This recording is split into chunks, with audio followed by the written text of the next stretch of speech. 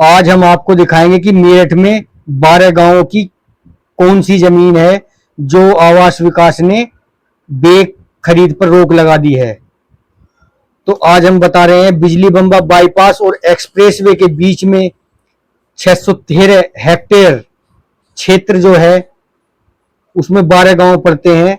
उनकी जमीन आवास विकास ने नोटिफिकेशन भेज दिया है और किसानों को जो है नोटिस ही भेज दिए आपत्ति के लिए। सामने जो चमक रहा है दिल्ली मेरठ एक्सप्रेसवे का 5वां चरण का जो कार्य चल रहा है, जो बाईपास है, इस पर ऊपर जाकर हम आपको दिखाएंगे कि वो कौन सी जमीन है जो कि आवास विकास ने अधिग्रहण करनी है, क्योंकि इस क्षेत्र में आवास विकास अपने जो है फ्लैट वगैरह, स्कूल वगैरह, कॉलेज जो भी है वो बनाएगा। वो हम आपको दिखाएंगे कि वो 12 गांवों की कौन सी जमीन है जो आवास विकास अधिग्रहण करेगा। उसको नोटिफिकेशन हो चुका है और किसानों को जो है वो नोटिस भेज दी गए हैं। सामने चमक रहा है आपको जो क्षेत्र, ये खेत वगैरह चमक रहे हैं, सब किसानों की जमीन जो है आवास विकास जो है अधिग्रहण करेगा। इसके लिए नोटिफिकेशन भेज दिया है और किसानों को 1200 किसानों को नोटिस भेज दिए गए हैं। जिसको आपत्ति है वो अपनी आपत्ति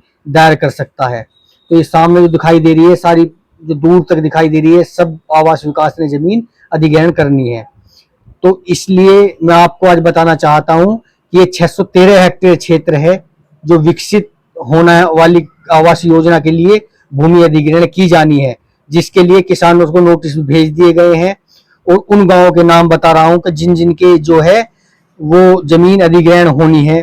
तो इसमें जो पहला गांव है नराड़ा है, ततीना, अलीपुर, जिजमाना, फपुंडा, सलेमपुर, चंसारा, गगोल, ढिकोली, साकरपुर, जुन्नापुर, बजोट, जाहिदपुर, इन 12 गांवों की भूमि खरीद बेक पर रोक लगा दी है।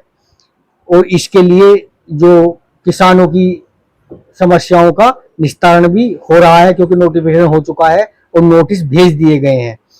तो इस जमीन पर, इन गांवों की जमीन पर जो है वो बेचने पर और खरीदने पर रोक लगा दी गई है। कोई जमीन न बेचे न खरीदे, क्योंकि प्रशासन ने नोटिफिकेशन जारी कर दिया है। सामने दिखाई दे रहा है सलेमपुर गांव है, इसकी भी जमीन जो ये है जंगल की जमीन जो है सब एक बार करनी है आवास विकास को। तो आवास